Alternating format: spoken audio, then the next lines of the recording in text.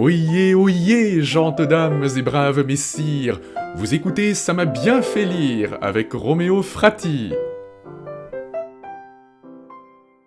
Une dame dont le cul tape par terre, mais qui ne se tape pas le cul par terre pendant sa consultation. Ça vous parle? Non?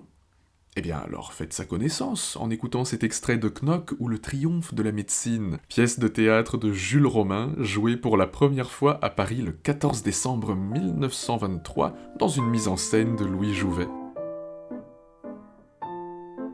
Baissez la tête, respirez, toussez.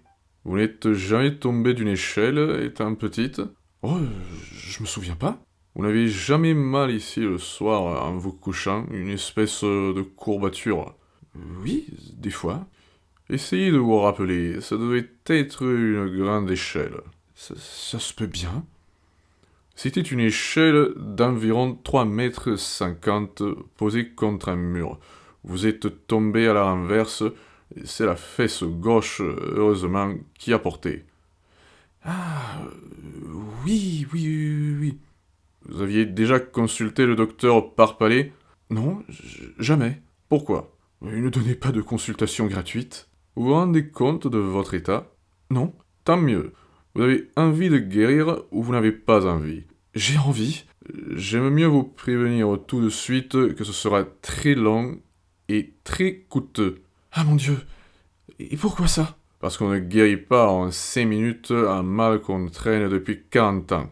Depuis 40 ans? Oui, depuis que vous êtes tombé de votre échelle. Et combien que ça me coûterait? Qu'est-ce que valent les veaux actuellement?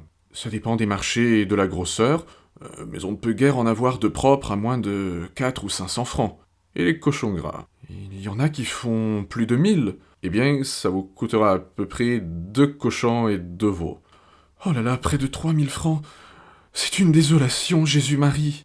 Ah, si vous aimez mieux faire un pèlerinage, je ne vous en empêche pas.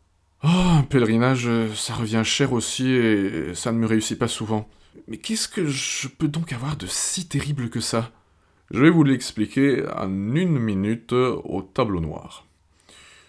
Voici votre moelle épinière en coupe, très schématiquement, n'est-ce pas?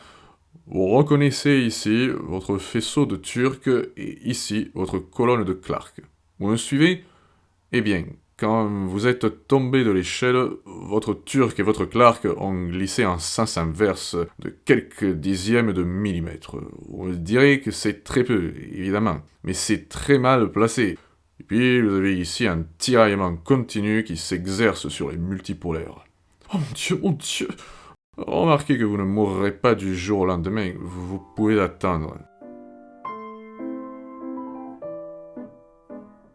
Cette pauvre dame est tombée sur la fesse gauche quand elle était petite, et elle est bien évidemment sur le cul quand elle entend le diagnostic du docteur Knock. Elle s'affaisse littéralement sur sa chaise. Ce n'est pas très étonnant. Ce diagnostic est grotesque.